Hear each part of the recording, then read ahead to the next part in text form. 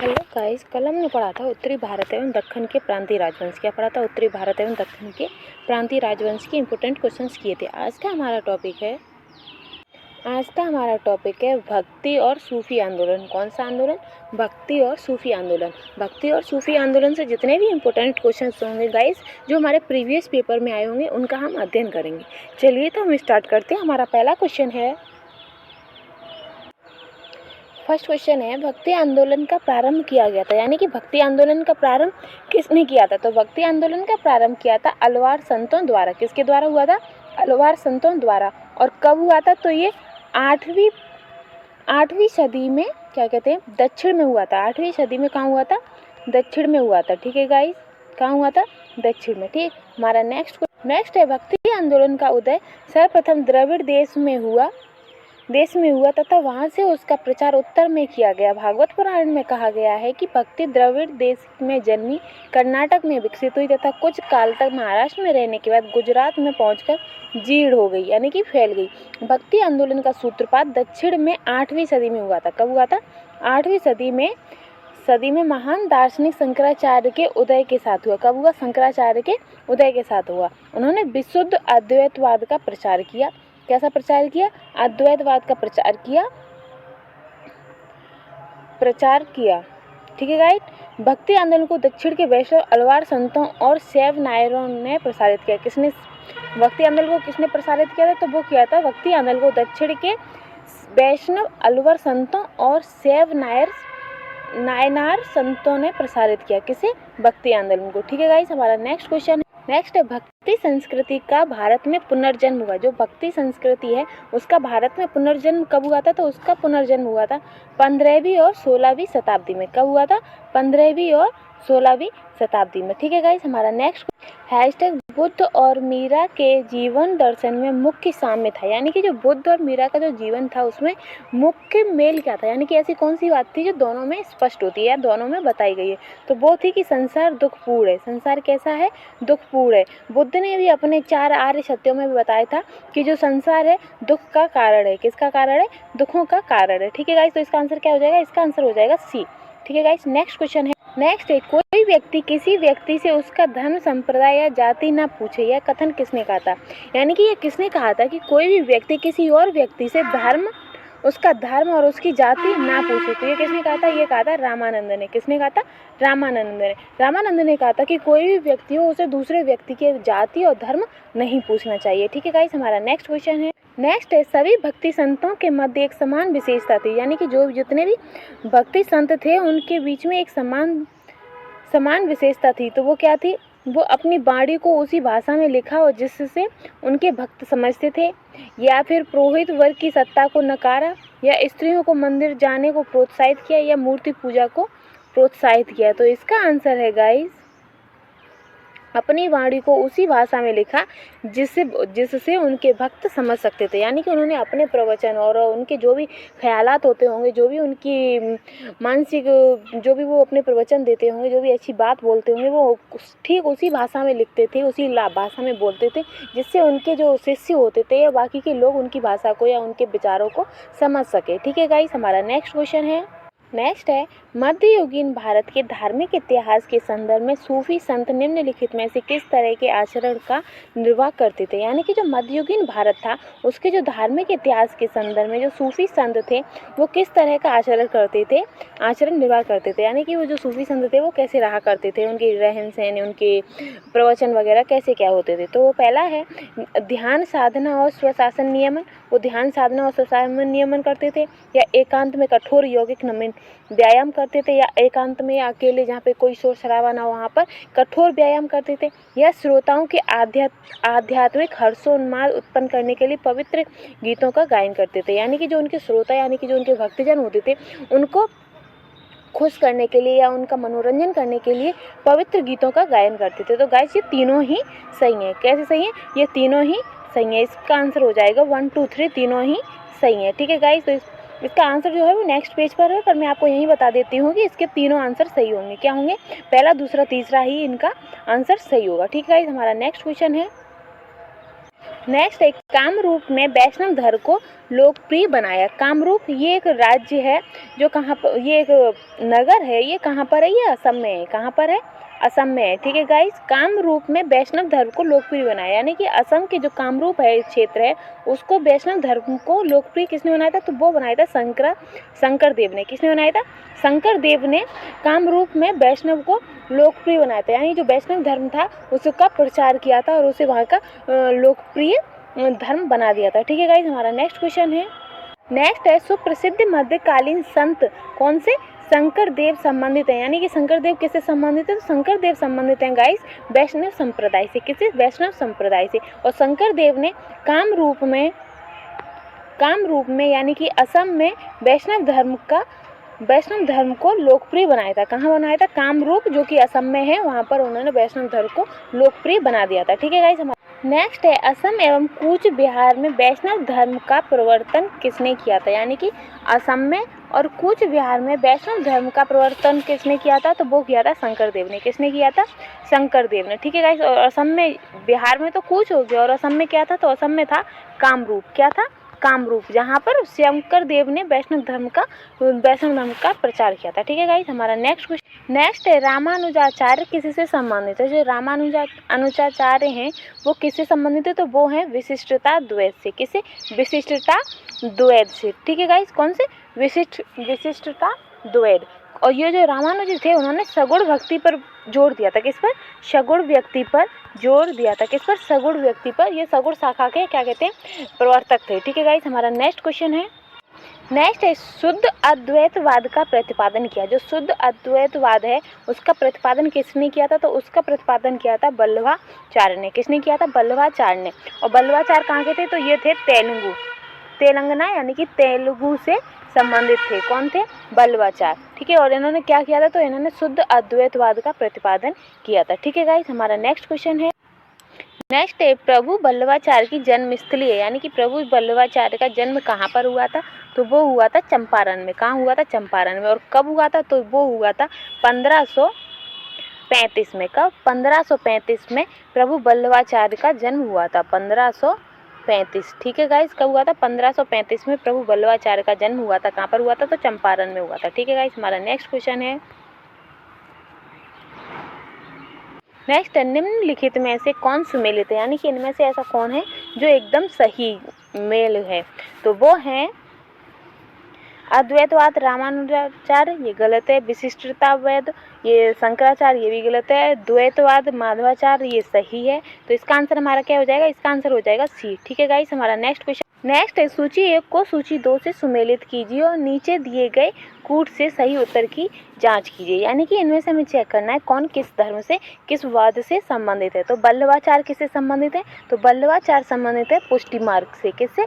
पुष्टि मार्ग से, यानी कि हमारा दो ऑप्शन में है। ठीक है गाइस, फिर रामानुजाचार्य, तो रामानुजाचार्य संबंधित है विशिष्टता द्वैत से। किससे? विशिष्टता द्वैत से। ठीक है, तो तीसरा किस में आ रहा है? इसमें। तो हमारा इसका आंसर क्या हो जाएगा? सी। क्या हो जाएगा? सी। और माधवाचार्य हैं द्वैतवाद से। किससे? द्वैतवाद से। और शंकराचार्य अद्वैतवाद से। ठीक है गाइस, हमारा नेक्स्ट क्वेश्चन है। नेक्स्ट निम्नलिखित कथनों पर विचार कीजिए। बीजक संत दादू दयाल के उपदेशों का संकलन है? तो नहीं, बीजक तो कबीरदास के उपदेशों का संकलन है।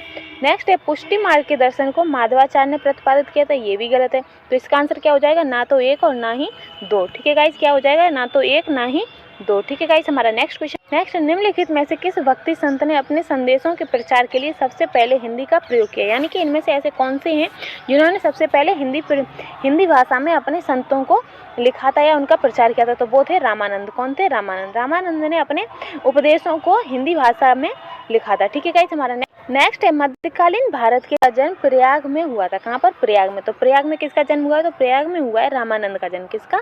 रामानंद का। ठीक है गाइस, हमारा नेक्स्ट है कबीर शिष्य थे, यानी कि कबीर किसके शिष्य थे? तो कबीर रामानंद के शिष्य थे। किसके? रामानंद के शिष्य थे। और वो भी कितने शिष्य? रामानंद के कुल कितने थे? तो रामानंद के 12 शिष्य थे, जिनमें से कबीर प्रमुख थे। कौन थे? प्रमुख थे। ठीक है गाइस, नेक्स्ट क्वेश्चन है।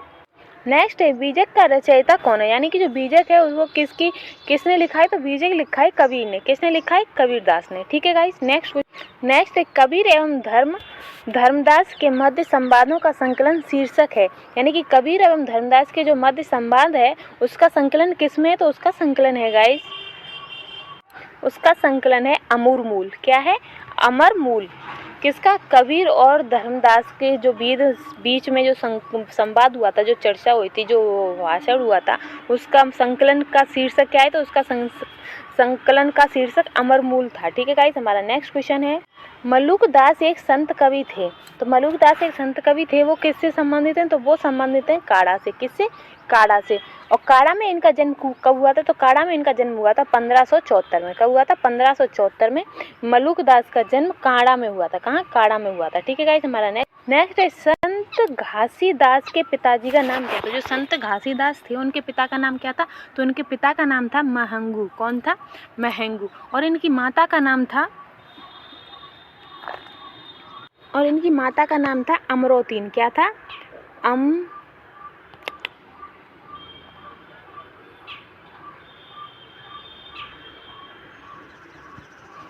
इनकी माता का नाम क्या था?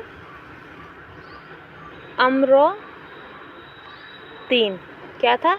अमरोतीन। ठीक है गाइस, नेक्स्ट क्वेश्चन है नेक्स्ट निम्नलिखित में से कौन सा एक सही काल क्रमानुसार है, यानी कि पहले कौन आया था, फिर कौन आया, फिर कौन आया। तो सबसे पहले तो शंकराचार्य आए थे। कौन आए थे? शंकराचार्य। फिर उसके बाद आए थे रामानुज, फिर आए थे चैतन्य। तो इसका आंसर क्या हो जाएगा? इसका आंसर हो जाएगा ए। क्या होगा गाइस? ए। ठीक है गाइस, नेक्स्ट है निम्न में से भक्ति संतों का सही तैत्तिक अनुक्रम चुनिए, यानी कि तैत्तिक का अनुक्रम चुनना है। कैसा? यानी कि पहले कौन था, फिर कौन था, फिर कौन था। तो पहले तो कबीर थे, ये सही है। फिर गुरु नानक थे, तुम्हारा इस आंसर में आ रहा है। पहले कबीर थे, फिर गुरु नानक, फिर चैतन्य, फिर मीरा। कौन कौन? सबसे पहले कबीर दास जी, फिर गुरु नानक, फिर चैतन्य, फिर मीरा। ठीक है गाइस, नेक्स्ट क्वेश्चन है भगवान शिव की प्रतिष्ठा में कितने ज्योतिर्लिंग स्थापित है, यानी कि भगवान शिव की पूजा पाठ के लिए कितने, जो हमारे पूरे भारत में कितने ज्योतिर्लिंग स्थापित हैं, तो वो हैं 12। कितने हैं? 12। ठीक है गाइस, हमारा नेक्स्ट क्वेश्चन है रामानुज के अनुयायियों को कहा जाता था। जो रामानुज थे उनके अनुयायियों को क्या कहते थे, तो उनके अनुयायियों को कहते थे वैष्णव। क्या कहते थे? वैष्णव। ठीक है गाइस, हमारे नेक्स्ट निम्नलिखित में से कौन सा स्थान गुरु नानक का जन्म स्थल, यानी कि इनमें से ऐसा कौन सा स्थान है जहाँ पर गुरु नानक का जन्म हुआ था, तो वो हुआ था ननकाना में। कहाँ हुआ था? ननकाना में। और कब हुआ था? 1469 में। कब हुआ था? 1469 में गुरु नानक का जन्म कहाँ हुआ था? ननकाना जिले में। ठीक है गाइस, किसके शासन काल में गुरु नानक देव ने सिख धर्म की स्थापना की थी? किसका शासन? जब गुरु नानक ने सिख धर्म की स्थापना की थी तो उस टाइम पर भारत में किसका शासन था, तो उस टाइम पे सिकंदर लोधी का शासन काल था। किसका था? सिकंदर लोधी का। ठीक है गाइस, नेक्स्ट ये ईश्वर केवल मनुष्य के सद्गुणों को पहचानता है तथा उसकी जाति नहीं पूछता। आगामी दुनिया में कोई जाति नहीं होगी। यह सिद्धांत किस भक्ति संत का है, यानी कि किसने कहा था कि जो ईश्वर है वो केवल मनुष्य के अच्छे गुणों को देखता है, वो उसकी जाति नहीं पूछता है, ना ही वो ये पूछता है वो किस जाति का है, वो किस वर्ग का है, वो ऊंचा है या नीचा है, उससे कोई मतलब नहीं। वो बस देखता है कि उसके सद्गुण कैसे हैं, उसके कर्म कैसे हैं। ठीक है गाइस, और जो आगामी दुनिया में कोई भी जाति नहीं होगी, यानी कि जो आने वाली दुनिया है, आने वाला समय है, उसमें कोई भी किसी की जाति नहीं पूछेगा। ठीक है गाइस, तो इसका आंसर हो जाएगा नानक। कौन थे? गुरु नानक। ठीक है, हमारा नेक्स्ट क्वेश्चन है मीराबाई समकालीन थी, यानी कि मीराबाई इनमें से किसके टाइम पर थी, किसके समकालीन थी, तो वो तुलसीदास के भी समकालीन थी, गुरु नानक के भी समकालीन थी और महाचैतन्य प्रभु के भी समकालीन थी, लेकिन रामकृष्ण परमहंस के समकालीन नहीं थी। तो गाइस इसका आंसर हो जाएगा पहला, दूसरा, तीसरा। क्या होगा इसका? पहला, दूसरा, तीसरा। ये आप याद कर लेना, इसका आंसर क्या होगा? पहला, दूसरा, तीसरा। ठीक है, क्योंकि जो मीराबाई थी वो तुलसीदास, गुरु नानक और चैतन्य महाप्रभु के टाइमिंग की है। ठीक है गाइस, नेक्स्ट क्वेश्चन है प्रसिद्ध भक्त कवयित्री मीरा के पति का नाम क्या था? जो कि मीराबाई हैं उनके पति का नाम क्या था? तो उनके पति का नाम था राजकुमार भोज। कौन था? राजकुमार भोजराज। ठीक है गाइस, और ये कहाँ के थे? तो ये थे उदयपुर के। कहाँ के? उदयपुर के थे। ठीक, राग गोविंद की रचनाकार हैं। राग गोविंद है वो किसकी रचना है? तो वो है मीराबाई की। किसकी रचना है?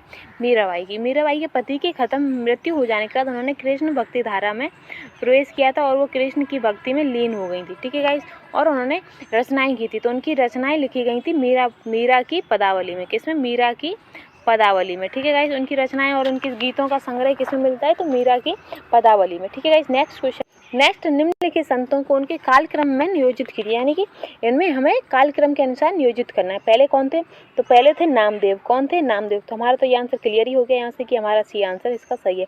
पहले थे नामदेव, फिर कबीरदास जी, फिर नानक, फिर मीराबाई। ठीक है गाइस, हमारा नेक्स्ट है, निम्नलिखित में से कौन इस्लाम के प्रभावित थे, यानी कि इनमें से ऐसा कौन से गुरु हैं जो कि इस्लाम धर्म से प्रभावित थे? तो वो थे नामदेव। कौन थे? नामदेव थे, वो इस्लाम धर्म से प्रभावित थे। ठीक है गाइस, हमारा नेक्स्ट है, सूची 1 को सूची 2 से सुमेलित कीजिए और सूचियों के नीचे दिए गए कूट का प्रयोग करके सही उत्तर की जांच कीजिए। ठीक है गाइस, तो हमारा पहला है नामदेव। तो नामदेव किससे संबंधित थे? तो ये थे दर्जी। कौन थे? दर्जी थे। फिर है कबीरदास जी। कबीरदास जी किससे थे? तो वो थे नाई। क्या थे? नाई। और रविदास कौन थे? तो रविदास थे मोची। और सेना कौन थी? तो सेना थी जुलाहा। कौन थी? जुलाहा।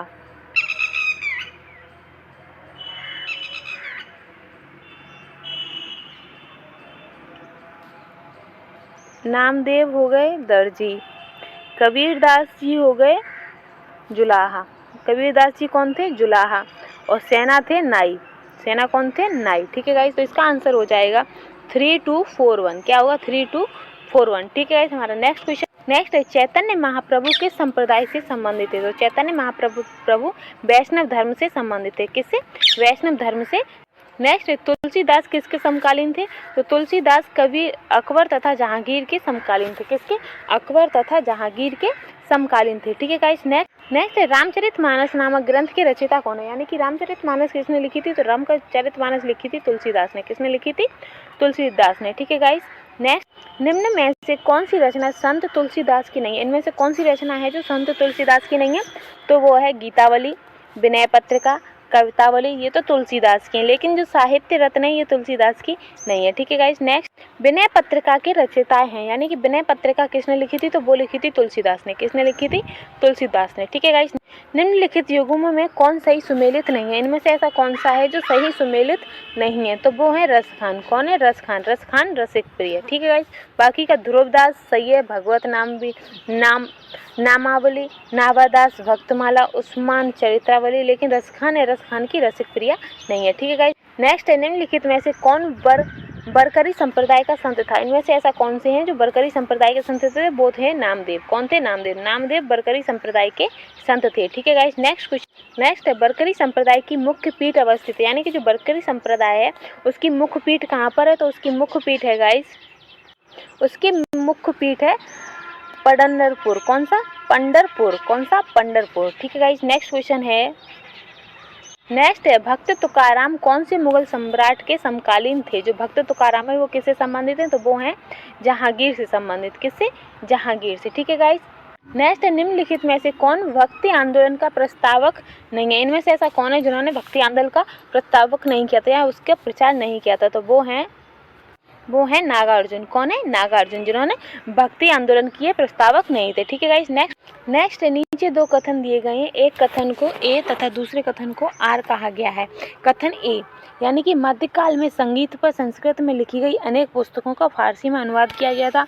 तो ये सही है। आरंभिक चिश्ती सूफी संत संगीत सभाओं जिन्हें समा कहा जाता था के शौकीन थे। ये गलत है। नीचे दिए गए कूट से सही उत्तर का चयन कीजिए, यानी कि पहला तो सही है, दूसरा गलत है। तो कथन ए तथा आर दोनों सही है, किंतु कारण आर कथन ए की व्याख्या नहीं है। जो कि कथन आर है वो ए की व्याख्या नहीं है, ये सही है। ठीक है गाइस, इसका आंसर हो जाएगा बी, क्योंकि ये कथन तो सही है लेकिन ये इससे संबंधित नहीं है, इससे अलग है। तो इसका आंसर क्या हो जाएगा? इसका आंसर हो जाएगा बी। ठीक है गाइस, हमारा नेक्स्ट क्वेश्चन है। नेक्स्ट, भारत में चिश्तिया सूफी मत को स्थापित किया था, यानी कि जो चिश्तिया सूफी मत था उसे किसने भारत में स्थापित किया था? तो वो किया था ख्वाजा मोइनुद्दीन ने। किसने? ख्वाजा मोइनुद्दीन ने चिश्तिया सूफी मत को स्थापित किया था। ठीक है गाइस, नेक्स्ट क्वेश्चन है। नेक्स्ट है, भारत में चिश्ती संप्रदाय का प्रथम सूफी संत था। भारत में कौन सा संत था जिन्होंने चिश्ती संप्रदाय का प्रचार किया था या उसका संगठन या उससे स्थापित किया था? तो वो थे शेख मोइनुद्दीन चिश्ती। कौन थे? शेख मोइनुद्दीन चिश्ती। ठीक है गाइस, निम्नलिखित सूफी संतों में कौन एक सर्वप्रथम अजमेर में बस गए थे? इनमें से ऐसा कौन से संत हैं जो कि अजमेर में बस गए थे? तो वो थे शेख मोइनुद्दीन चिश्ती। कौन थे? शेख मोइनुद्दीन चिश्ती। और इन्होंने चिश्ती संप्रदाय की शुरुआत की थी। ठीक है गाइस, हमारा नेक्स्ट, निम्नलिखित में से कौन सूफीवाद की चिश्तिया शाखा का संस्थापक था? कौन से ऐसे सूफी संत हैं जिन्होंने चिश्तिया सूफी शाखा का संस्थापक थे? तो वो थे ख्वाजा अबू अब्दाल। कौन थे? ख्वाजा अबू अब्दाल। ठीक है गाइस, नेक्स्ट है ख्वाजा मोइनुद्दीन चिश्ती किसके शिष्य थे? जो ख्वाजा मोइनुद्दीन चिश्ती थे वो किसके शिष्य थे? तो वो थे ख्वाजा उस्मान हारूनी। किसके?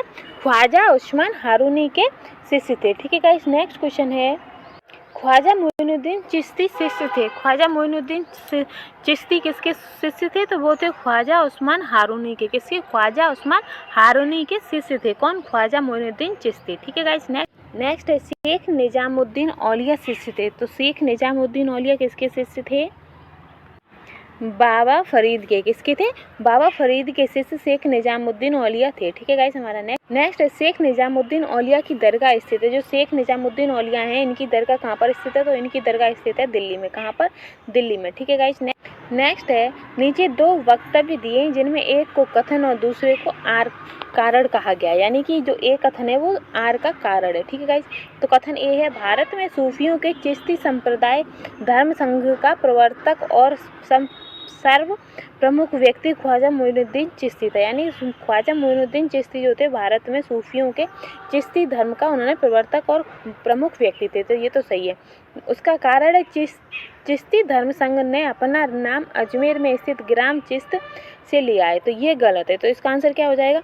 ए सही है किंतु आर गलत है, या तो गाइस इसका आंसर हो जाएगा ए तो सही है लेकिन आर गलत है। तो ए सही है परंतु आर गलत है। ठीक है गाइस, नेक्स्ट जिस सूफी संत की मान्यता थी कि भक्ति संगीत ईश्वर के निकट पहुंचने का एक साधन है। ऐसे कौन से सूफी संत से जिनका मानना था कि जो भक्ति है, जो भक्ति के जो सॉन्ग हैं, भक्ति के जो गीत जो कि ईश्वर तक पहुंचने का प्रमुख साधन है? तो वो थे मोइनुद्दीन चिश्ती। कौन थे?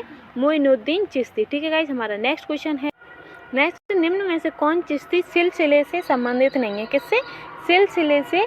तो वो है शेख अब्दुल जलानी। जो शेख अब्दुल जलानी है वो चिश्ती सिलसिले से संबंध नहीं रखते हैं। ठीक है गाइस, हमारा नेक्स्ट क्वेश्चन है, नेक्स्ट, निम्नलिखित में से किसी भारत का सादी नहीं कहा जाता है? इनमें से ऐसा कौन है जिसे भारत का सादी नहीं कहते? तो वो है अमीर हसन। कौन है? अमीर हसन। ठीक है गाइस, नेक्स्ट क्वेश्चन, नेक्स्ट है, निम्नलिखित में से किस सुल्तान ने निजामुद्दीन औलिया से भेंट करने से इनकार कर दिया था? ऐसा कौन सा सुल्तान है जिन्होंने निजामुद्दीन औलिया से मिलने के लिए मना कर दिया था? तो वो थे अलाउद्दीन खिजली। कौन थे? अलाउद्दीन खिजली ने निजामुद्दीन औलिया से मिलने के लिए मना कर दिया था। ठीक है गाइस, हमारा कौन सूफी संत महबूब ए इलाही कहलाता है? ऐसा कौन सा सूफी संत है जो महबूब ए इलाही कहलाता था? तो वो थे शेख निजामुद्दीन औलिया। शेख निजामुद्दीन औलिया को महबूब ए इलाही भी कहा जाता था। ठीक है गाइस, निम्नलिखित में से कौन से सूफी संत हैं जो महबूब ए इलाही के नाम से जाने जाते थे? तो वो कौन है? वो हैं शेख निजामुद्दीन औलिया। शेख निजामुद्दीन औलिया को महबूब ए इलाही भी कहा जाता था। ठीक, नेक्स्ट है, शेख फरीद का सर्वाधिक ख्याति लब्ध शिष्य जिसने दिल्ली के 7 सुल्तानों का शासन देखा था? शेख फरीद का सर्वाधिक ख्याति शिष्य कौन सा था जिसने दिल्ली सल्तनत के 7 सुल्तानों का शासन देखा था? तो वो थे निजामुद्दीन औलिया। कौन थे? निजामुद्दीन औलिया, जिन्होंने दिल्ली के 7 सुल्तानों का शासन देखा था। ठीक है गाइस, हमारा नेक्स्ट क्वेश्चन है, निम्नलिखित में से किस सूफी संत के विचारों को सिखों के धर्म ग्रंथ आदि ग्रंथ में संकलित किया है? किसमें? आदि ग्रंथ में। किसके? आदि ग्रंथ किसका है? सिखों का है। तो कौन से सूफी संत हैं? तो वो हैं फरुद्दीन गंज ए शक्कर। कौन है? फरुद्दीन गंज ए शक्कर ऐसे संत सूफी संत हैं जिनका सिखों के धर्म आदि ग्रंथ में उनका नाम संकलित है। ठीक है गाइस, नेक्स्ट क्वेश्चन है, प्रसिद्ध संत सलीम चिश्ती रहते थे। तो सलीम चिश्ती कहाँ रहते थे? तो सलीम चिश्ती रहते थे फतेहपुर सीकरी में। कहाँ रहते थे? फतेहपुर सीकरी में। ठीक है गाइस, नेक्स्ट, निम्नलिखित में से किसे शेख उल हिंद की पदवी प्रदान थी? कौन सी? शेख उल हिंद की। तो वो प्राप्त थी शेख सलीम चिश्ती को। किसको? शेख सलीम चिश्ती को शेख उल हिंद की पदवी प्राप्त थी। ठीक है गाइस, हमारा नेक्स्ट क्वेश्चन, निम्नलिखित में से किस चिश्ती संत को चिराग दिल्ली कहा जाता था? क्या? चिराग दिल्ली कहा जाता था। तो वो कहते थे नसरुद्दीन को। किसे कहते थे? नसरुद्दीन को चिराग दिल्ली कहा जाता था। ठीक है गाइस, नेक्स्ट, निम्नलिखित में से कौन सा सही सुमेलित नहीं है? शेख मोइनुद्दीन चिश्ती, ये सही है। शेख बरहानुद्दीन गरीबी दौलताबाद, ये सही है। शेख मोहम्मद हाशमी, ये सही है। शेख निजामुद्दीन औलिया मुल्तान, ये गलत है। कौन सा गलत है? तो कौन सा गलत है? शेख निजामुद्दीन औलिया, ये हमारा गलत है। ठीक है, हमारा नेक्स्ट क्वेश्चन है।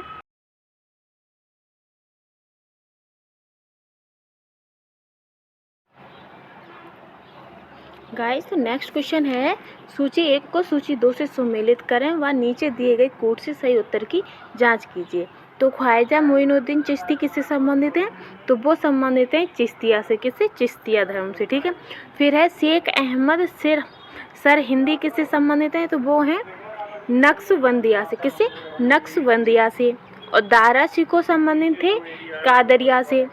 और शेख शहाबुद्दीन संबंधित थे सुहरावर्दिया। इससे सुहरावर्दिया से। तो इसका आंसर क्या हो जाएगा? इसका आंसर हो जाएगा 3 4 2 1। क्या होगा? 3 4 2 1। ठीक है गाइस, हमारा नेक्स्ट क्वेश्चन है। नेक्स्ट है, हठ योग के संदर्भ में निम्नलिखित में से कौन सा कथन सही है? तो हठ योग से कौन सा सही है? हठ योग नाथ पंथियों द्वारा अपनाया गया था, ये सही है। हठ योग क्रिया को सूफी संतों ने भी अपनाया था, ये भी सही है। तो इसका आंसर क्या हो जाएगा? 1 और 2 दोनों सही है। ठीक है गाइस, हमारा नेक्स्ट क्वेश्चन होगा। नेक्स्ट है, निम्नलिखित कथनों पर विचार कीजिए। संत निम्बार्क जो थे वो कबीर के समकालीन थे, तो ये तो गलत है। संत कबीर शेख अहमद सर हिंदी से अत्यधिक प्रभावित थे, ये भी गलत है। तो इसका आंसर क्या हो जाएगा? ना तो 1 और ना ही 2। ठीक है गाइस, हमारा नेक्स्ट क्वेश्चन, निम्नलिखित संतों में से कौन सूफी थे? इनमें से कौन से हैं जो सूफी संत थे? तो पहला है रहीम या निजामुद्दीन औलिया या मोइनुद्दीन चिश्ती या रस खान। तो सूफी संत कौन थे? मोइनुद्दीन चिश्ती और निजामुद्दीन औलिया, ये दोनों कौन थे? सूफी संत थे। इसका आंसर क्या हो जाएगा? 2 और 3, यानी कि पहले, दूसरा और तीसरा इसका आंसर सही होगा। ठीक है गाइस, हमारा नेक्स्ट क्वेश्चन। नेक्स्ट, निम्नलिखित सूफीवाद के सिलसिलों में कौन संगीत के विरुद्ध था? तो कौन सा कवि था जो क्या कहते हैं संगीत के विरुद्ध था? तो वो था नक्शबंदिया। कौन था? नक्शबंदिया संगीत के विरुद्ध था। ठीक है गाइस, हमारा नेक्स्ट क्वेश्चन है। नेक्स्ट है, अति कट्टरपंथी सूफी संप्रदाय था। ऐसा कौन सा संप्रदाय था जो अति कट्टरपंथी था? तो वो कौन सा था? वो था नक्शबंदी। कौन सा था? नक्शबंदी। ठीक है। इसकी स्थापना कब हुई थी? तो इसकी स्थापना हुई थी 14वीं सदी में। कब हुई थी? 14वीं शताब्दी में। ठीक है। और इस संप्रदाय का पूरा नाम क्या था? तो वो था, किसने की थी इस संप्रदाय की स्थापना? तो वो की थी ख्वाजा बदरुद्दीन नक्शबंदी ने। किसने? ख्वाजा बदरुद्दीन नक्शबंदी ने। ठीक है गाइस, हमारा नेक्स्ट क्वेश्चन है। नेक्स्ट, निम्नलिखित युग्मों में से गलत युग्म को पहचानिए। इनमें से कौन सा युग्म है जो गलत है? तो औलिया मध्य प्रदेश, ये हमारा गलत है। बाकी के हमारे सही है। जो चिश्ती है वो दिल्ली और दोआब में, और सोहरावर्दी सिंध में है, फिरदौसी बिहार में है, लेकिन औलिया मध्य प्रदेश में नहीं है। ठीक है गाइस, हमारा नेक्स्ट क्वेश्चन है। नेक्स्ट, निम्नलिखित सूफियों में से किसने कृष्ण को औलिया के रूप में माना था? तो इनमें से ऐसे कौन से सूफी संत थे जिन्होंने कृष्ण को औलिया के रूप में माना था? तो वो थे शाह मोहम्मद गौस। कौन थे? शाह मोहम्मद गौस। ठीक है गाइस, हमारा नेक्स्ट क्वेश्चन। नेक्स्ट है, 12 मासा की रचना किसने की थी? तो 12 मासा की रचना किसने की थी? तो वो की थी मलिक मोहम्मद जायसी ने। किसने की थी? मलिक मोहम्मद जायसी ने। इन्होंने एक और लिखी है पद्मावत। कौन सी लिखी है? पद्मावत। ठीक है गाइस, हमारा नेक्स्ट क्वेश्चन। नेक्स्ट है, सूची 1 को सूची 2 से सम्मिलित कीजिए और नीचे दिए गए कूट से सही उत्तर की जांच कीजिए। तो पहला है मुल्ला दाऊद। तो मुल्ला दाऊद की किससे संबंधित है? तो मुल्ला दाऊद ने लिखा था पद्मावती कथा। क्या लिखी थी? पद्मावती कथा। ठीक है गाइस। नेक्स्ट है दामोदर कवि। तो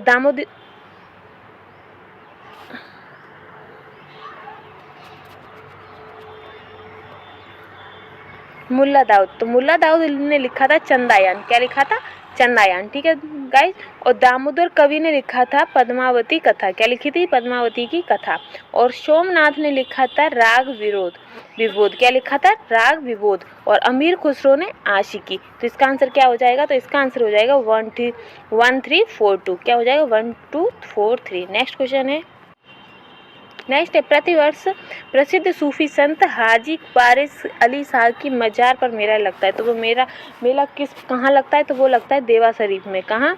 देवा शरीफ में। कहाँ लगता है? देवा शरीफ में। ठीक है गाइस, जो कि यूपी से 12 किलोमीटर दूरी पे है। ठीक है गाइस, हमारा नेक्स्ट है, क्राइस्ट का जन्म स्थान है। तो क्राइस्ट का जन्म स्थान कहाँ है? तो वो है बेथलेहम। कहाँ पर है?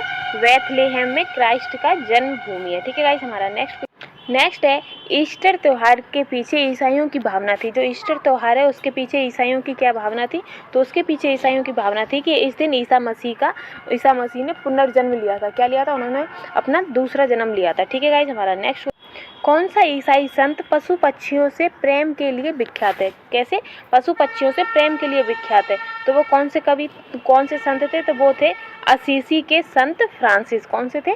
असीसी के संत फ्रांसिस। ठीक है गाइस, हमारा नेक्स्ट क्वेश्चन है ईसाइयों का गुड फ्राइडे क्यों मनाया जाता है? जो ईसाई लोग गुड फ्राइडे मनाते हैं वो क्यों मनाते हैं? तो वो मनाते हैं गाइस, ईसा मसीह को जब सूली पर चढ़ाया गया था तो उस दिन गुड फ्राइडे था, इसीलिए उस दिन को वो गुड फ्राइडे के रूप में मनाते हैं। क्या करते हैं? गुड फ्राइडे के रूप में मनाते हैं। तो इसका आंसर क्या हो जाएगा? इसका आंसर हो जाएगा सी। ठीक है गाइस, हमारा नेक्स्ट क्वेश्चन, गाइस हमारा ये वाला टॉपिक यहीं खत्म होता है। कल हमारा अगला टॉपिक होगा गुलाम वंश एवं बाबर। क्या होगा? गुलाम वंश में भी किसका काल होगा? बाबर का। तो बाबर से संबंधित जितने भी इंपॉर्टेंट क्वेश्चन होंगे वो हम अपने कल वाली वीडियो में देखेंगे। ठीक है गाइस, तब तक के लिए गुड बाय।